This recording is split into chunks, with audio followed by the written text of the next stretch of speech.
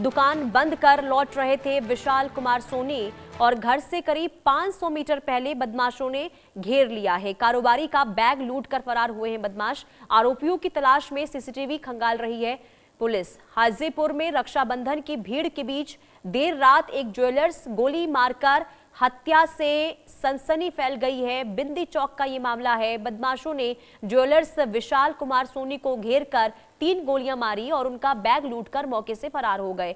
बताया ये जा रहा है कि रक्षाबंधन की वजह से बाजार में भीड़ थी और इसी कारण विशाल ने अपनी दुकान देर से बंद की थी। वहीं फूल कुमारी मार्केट स्थित अपनी सोने चांदी की दुकान बंद करने के बाद राम सुरेश चौक स्थित अपने घर लौट रहे थे और घर से करीब 500 मीटर पहले ही घात लगाए बदमाशों ने इन्हें रोक लिया और इसके बाद ताबड़तोड़ फायरिंग शुरू कर दी। गोली लगने के बाद विशाल गंभीर रूप से घायल होकर सड़क पर गिर पड़े। सूचना मिलने पर डायल 112 की टीम मौके पर पहुंची और उन्हें जंदाहा पीएचसी ले जाया गया, लेकिन डॉक्टरों ने जांच के बाद मृत घोषित कर दिया।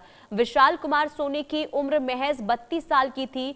वो मूल रूप से मुजफ्फरपुर के मनियारी के रहने वाले थे और पिछले करीब 8 साल से हाजीपुर में किराए के मकान में रहकर ज्वेलरी का कारोबार कर रहे थे और करीब 1.5 साल पहले ही उनकी शादी हुई थी और उनका 1 महीने का मासूम बेटा भी है। इस वारदात ने परिवार को गहरे सदमे में डाल दिया है।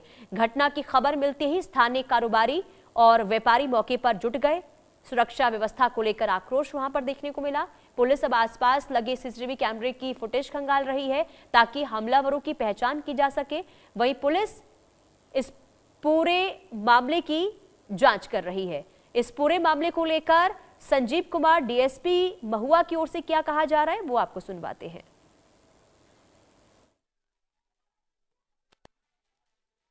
तिसियौता थाना क्षेत्र की घटना है यह। आज 8 साढ़े 8 बजे के आसपास एक स्वर्ण व्यवसायी है विशाल कुमार सोनी, उम्र लगभग 30 साल के आसपास है।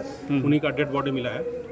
बॉडी में 3 गोली पाया गया उसका। आवेदन भी प्राप्त नहीं हुआ है। घटना भी जस्ट 2-3 घंटा पहले की है। आवेदन जो भी मिलेगा हम लोग कार्रवाई करेंगे। तो ये स्पॉट वहाँ ब्लड स्टेन मिले हैं, 2-3 जगह ब्लड स्टेन मिले हैं हम लोग को। वहाँ पे एक खोखा और एक लाइव बुलेट मिला है। तिसियौता थाना क्षेत्र की घटना है यह।